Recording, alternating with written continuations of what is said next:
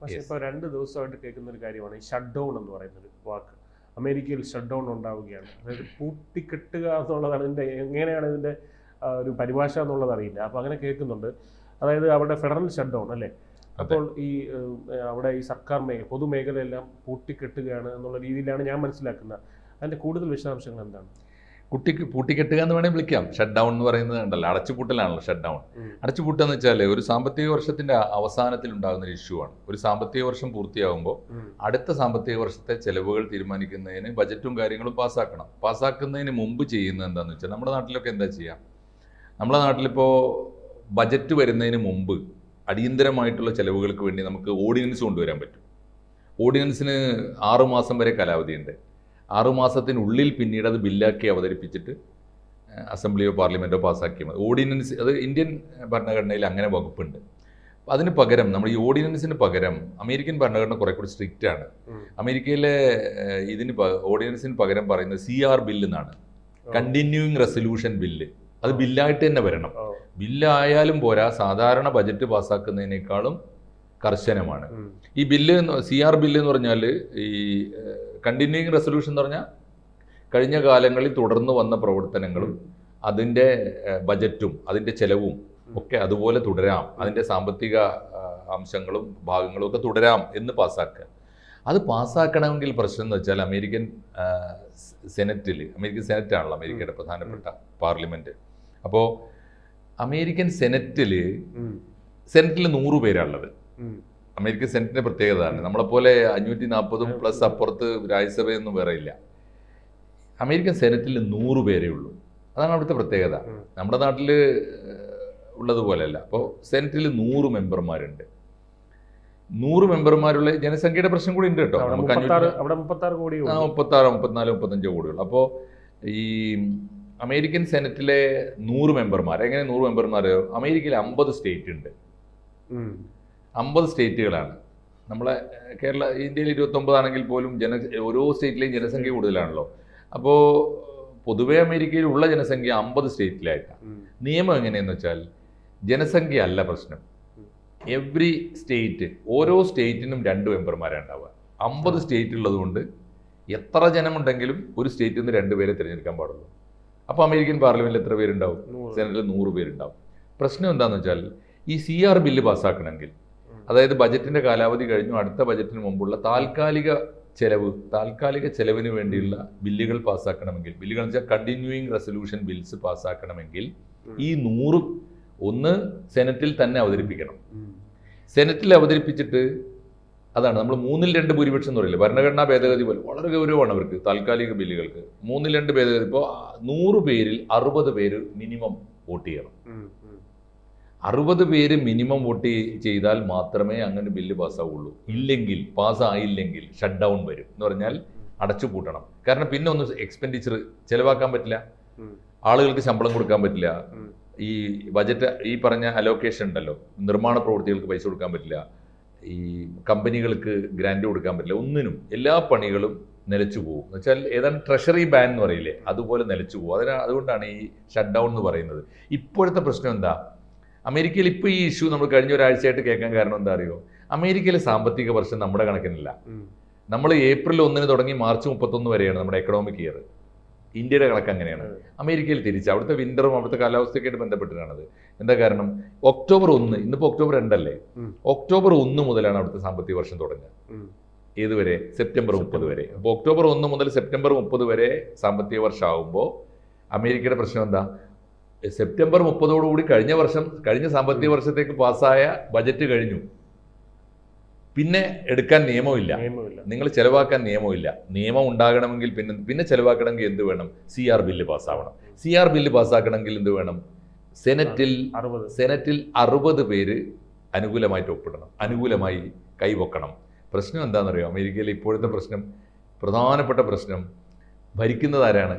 Republican പാർട്ടിയാണ്, ട്രംപാണ്. അവർക്ക് എത്ര സീറ്റ് ഉണ്ട്? അവർക്ക് ആകെ 53 സീറ്റേ ഉള്ളൂ. കേവല ഭൂരിപക്ഷമുണ്ട്. 100ൽ 50 ഉണ്ടായാൽ മതി, 51 മതി, അതിന് 53 ഉണ്ട്. പിന്നെ 2 സ്വതന്ത്രന്മാരും ഉണ്ട്. ബാക്കി എത്രയാണ്? 45 അപ്പുറത്ത് ബലാബലത്തിലാണ്. 45 പേര് ഡെമോക്രാറ്റ്സ് ആണ്. അതാണ് ഇപ്പോൾ അവിടുത്തെ കളി. 60 തികക്കാൻ 2 കൂട്ടർക്കും പറ്റില്ല. അപ്പോൾ അവിടുത്തെ ഒരു പ്രത്യേകത എന്താ വെച്ചാൽ ബില്ല് കൊണ്ടുവന്നു, CR ബില്ല് കൊണ്ടുവന്നു.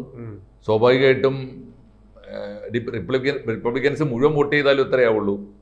53 ആവുള്ളൂ. പക്ഷെ അന്ന് എനിക്ക് തോന്നുന്നു ഈ വോട്ടെടുപ്പ് നടന്നപ്പോ 2 സ്വതന്ത്രന്മാരും അവരെ പിന്തുണച്ചു. അപ്പൊ എത്രയായി? 53 അല്ല, 53 റിപ്പബ്ലിക്കൻസിനുണ്ട്, 55 വോട്ട് കിട്ടി. രക്ഷയില്ല. അപ്പോൾ 45 അപ്പുറത്തുണ്ട്. ഡെമോക്രാറ്റ്സ് എൻ ബ്ലോക്ക് ആയിട്ട് ഇവരെ എതിർത്തു. ഇത് ശരിയല്ല എന്ന് പറയും. പല കാരണങ്ങൾ ഞാൻ പറയാം. അപ്പോൾ ഡെമോക്രാറ്റ്സ് അനുകൂലിച്ചില്ല. പ്രത്യേകിച്ചും ട്രംപിന്റെ ഇപ്പോഴത്തെ നയനിലപാടുകളെ അടിമുടി എതിരാണല്ലോ ഡെമോക്രാറ്റ്സ്. അവരാരും പിന്തുണച്ചില്ല. അപ്പോൾ സ്വതന്ത്രന്മാരായ 2 പേരും റിപ്പബ്ലിക്കൻസിന്റെ 53 പേരും ചേർന്ന് 55 പേര് ഒരു ഭാഗത്ത്. അപ്പോഴും 60 തികഞ്ഞില്ല, അത് തള്ളിപ്പോയി. ഇനി അമേരിക്കൻ സെനറ്റ്, ഈ അമേരിക്കയിലെ നിയമത്തിൽ വേറൊരു വലിയ ഔദാര്യം കൂടിയുണ്ട്, വലിയ ഒരു പ്രത്യേകതയുണ്ട്. നമ്മുടെ നാട്ടിൽ ഒരിക്കലും കൊടുക്കാത്തൊരു അവകാശമാണ്. എന്താണെന്നറിയോ? ഇങ്ങനെ സെനറ്റിൽ കൊണ്ടുവരുന്ന ഒരു CR ബില്ല് 60 വോട്ട് തികയാതെ ഔദ്യോഗിക പക്ഷമാണല്ലോ കൊണ്ടുവരിക. ഭരണകക്ഷി കൊണ്ടുവന്ന ബില്ല് 60 വോട്ട് തികയാതെ പരാജയപ്പെട്ടാൽ ഒരു ഓപ്ഷൻ കൂടിയുണ്ട്. എന്താ അറിയോ? അപ്പുറത്തിരിക്കുന്ന പ്രതിപക്ഷത്തിന് ഇതുപോലെ സമാന്തര ബില്ല് കൊണ്ടുവരാം. അതിന് 60 വോട്ട് കിട്ടിയാലും മതി. പക്ഷെ എങ്ങനെ കിട്ടാനാണ്? അതിനും വകുപ്പില്ല. അല്ല, കൊണ്ടുവന്നു, ചെയ്യണം, അവസരം കൊടുക്കണം. അല്ല, അതിനും ഈ 60 വോട്ട് കിട്ടാനുള്ള ഒരു വകുപ്പുമില്ല. അതുകൊണ്ട് അപ്പൊ രണ്ടും തോറ്റുപോയി. ട്രംപ് കൊണ്ടുവന്ന ബില്ലും തോറ്റു, മറ്റേ ആൾ കൊണ്ടുവന്ന ബില്ലും തോറ്റു. അപ്പൊ എന്താണ്? നിവൃത്തിയില്ല, ഷട്ട് ഡൗൺ. അപ്പോഴും ഷട്ട് ഡൗൺ പൂർണ്ണം. ഷട്ട് ഡൗണിനെ മറികടക്കാൻ വകുപ്പില്ല. അതാണ് ഇപ്പൊ ഷട്ട് ഡൗൺ വന്നത്. ഷട്ട് ഡൗൺ വന്നപ്പോൾ എന്ത് ചെയ്തു? സാമ്പത്തിക അടിയന്തരാവസ്ഥ എന്ന് പറയാം. സാമ്പത്തിക അടിയന്തരാവസ്ഥ വന്നു. അടിയന്തരാവസ്ഥ എന്ന് വേണമെങ്കിൽ ഇത് പേര് പറയാം. ഡെമോക്രാറ്റ്സും റിപ്പബ്ലിക്കൻസും കൊണ്ടുവന്ന ബില്ല് പരാജയപ്പെട്ടു. പകരം കൊണ്ടുവന്ന സമാന്തര പ്രതിപക്ഷത്തിന്റെ ബില്ലും പരാജയപ്പെട്ടു. ഷട്ട് ഡൗൺ ഈ ട്രംപിന്റെ കയ്യിൽ ഷട്ട് ഡൗൺ കിട്ടിയാൽ ഇയാൾ ഒരു അവസരവും പാഴാക്കില്ല. ഇയാൾ ഉടനെ എന്ത് ചെയ്യുന്നു അറിയോ? ഡെമോക്രാറ്റ്സിനെതിരായി സകല അവസരങ്ങളും ഉപയോഗിച്ചു. ഷട്ട് ഡൗൺ അയാൾ ആദ്യം ചെയ്ത പണി എന്താണെന്നറിയോ? ഏതൊക്കെ സ്റ്റേറ്റ് ആണോ, ഈ 50 സ്റ്റേറ്റുകളിൽ പലതും ഭരിക്കുന്നത് ഡെമോക്രാറ്റ്സ് ആണ്, പ്രധാനപ്പെട്ട സ്റ്റേറ്റുകളൊക്കെ, ആ സ്റ്റേറ്റുകൾക്കുള്ള ഫണ്ട് മുഴുവൻ മരവിപ്പിച്ചു, സമ്പൂർണ്ണമായിട്ട് മരവിപ്പിച്ചു. 5 പൈസ കൊടുക്കരുത് അവർക്ക്. അപ്പോൾ അതിനാണ് ഇവർ പറയുന്നതെന്ന് വെച്ചാൽ പൊളിറ്റിക്കൽ ബ്ലാക്ക് മെയിൽ എന്നാണ്. ഉറപ്പാണല്ലോ, കിട്ടിയ അവസരം വെച്ചിട്ട് ഡെമോക്രാറ്റ്സിനെ അങ്ങനെ ഭരിക്കണ്ട. അതായത് ഇദ്ദേഹത്തിൻ്റെ സാമ്പത്തിക നയങ്ങളെ പിന്തുണക്കാത്തത് കൊണ്ട് ഡെമോക്രാറ്റ്സ് ഭരിക്കുന്ന സ്റ്റേറ്റുകളൊക്കെ പ്രതിസന്ധിയിലായി. അതാണ് ഒരു കാര്യം. എന്താ കാരണം? ഇതിനകത്ത് ഇപ്പോൾ സത്യത്തിൽ ഇത് ഒരു പൊളിറ്റിക്കൽ പാർട്ടികൾക്ക് വേണ്ടത്ര ഭൂരിപക്ഷം ഇല്ലാത്തതിൻ്റെ പ്രശ്നം മാത്രമല്ല, ഇതിനകത്ത് നയപരമായ പ്രശ്നങ്ങളുണ്ട്. ട്രംപ് ശുദ്ധ വലതുപക്ഷ നയമാണല്ലോ സ്വീകരിക്കുന്നത്. അപ്പോൾ ട്രംപിൻ്റെ പരിപാടി എന്താണെന്ന് വെച്ചാൽ, പണ്ട് നമ്മൾ ഈ ഉദാരവൽക്കരണ കാലത്ത് ഇന്ത്യയിൽ പറഞ്ഞിരുന്നത് സബ്സിഡികളൊക്കെ റദ്ദാക്കുക, അങ്ങനെ ഉണ്ടല്ലോ, ഈ പെൻഷനുകൾ, ഈ ഗ്രാൻറ്റുകൾ, ഇങ്ങനെയുള്ള സർക്കാർ സഹായം കൊടുത്തിട്ട് നടക്കുന്ന പരിപാടികളൊക്കെ റദ്ദാക്കുക. അപ്പോൾ അങ്ങനെ ആകുമ്പോൾ ഇൻഷുറൻസുകൾ, വെൽഫെയർ സ്കീമുകൾ ഉണ്ടല്ലോ, ഇൻഷുറൻസ്, പെൻഷൻസ്, അങ്ങനെയുള്ള സ്കീമുകളൊന്നും വേണ്ട എന്നാണ് ട്രംപിൻ്റെ അഭിപ്രായം. ഡെമോക്രാറ്റ്സ് ആണെങ്കിൽ ആ കാര്യത്തിൽ ഒരു ലെഫ്റ്റ് മനസ്സാണെന്ന് പറഞ്ഞാൽ ദുർബലരുടെ പക്ഷത്ത് നിൽക്കുന്ന മനസ്സാണ്. പക്ഷേ നിനക്ക് ഇത് ഓർമ്മയുണ്ടോ? ഒബാമ കെയർ ഒക്കെ ഓർമ്മയുണ്ട്? ഒബാമയുടെ കാലത്ത് ആണ് ഏറ്റവും നല്ല ആരോഗ്യ ഇൻഷുറൻസ് കൊണ്ടുവന്നത്. അവിടെ എല്ലാ അമേരിക്കക്കാർക്കും മുഴുവൻ ചികിത്സയും സൗജന്യമായിട്ട് കിട്ടുന്നതാണ് ഒബാമ കെയർ. അതിന് ഒക്കെ കൊടുക്കുന്ന ഫണ്ട് അതൊക്കെ നിർത്തണം എന്നാണ് ഇപ്പം ട്രംപ് പറയുന്നത്. എന്ന് പറഞ്ഞാൽ അത്തരത്തിലുള്ള ഫണ്ടുകളൊന്നും വേണ്ട. അതുപോലെ തന്നെ ഈ ആരോഗ്യ ഇൻഷുറൻസ്, അതുപോലെ എല്ലാത്തിനും ചെലവ് ചുരുക്കുക. അപ്പോൾ ഇങ്ങനെയുള്ള ഈ സബ്സിഡികൾ വേണ്ട, ഒബാമ കെയർ വേണ്ട, നിർത്തലാക്കുക. ഇപ്പം ഇങ്ങനെയുള്ള നയപരമായ കാര്യങ്ങൾ കൊണ്ടാണ് ഡെമോക്രാറ്റ്സ് എതിർക്കുന്നത്. അതുകൊണ്ട് തന്നെ ട്രംപിൻ്റെ പൊതുവെയുള്ള വിദേശകാര്യ നയം, കുടിയേറ്റക്കാരുള്ള നയം, ഈ ട്രാൻസ്ജെൻഡേഴ്സിനുള്ള നയം, അതുമാത്രമല്ല അദ്ദേഹത്തിൻ്റെ സാമ്പത്തിക നയത്തിനും ഡെമോക്രാറ്റ്സ് എതിരാണ്. അതുകൊണ്ടാണ് അവർ പൂർണ്ണമായിട്ട് എതിർക്കുന്നത്. ആണ് ഒരു കാര്യം. റിപ്പബ്ലിക്കൻസ് ആണെങ്കിൽ അവരുടെ ഒരു പ്രധാനപ്പെട്ട മുദ്രാവാക്യമുണ്ട്, ഡൈവേഴ്സിറ്റി, ഇക്വിറ്റി ആൻഡ് ഇൻക്ലൂഷൻ എന്ന് പറയും. DEI എന്നാണ് അവരുടെ മുദ്രാവാക്യം.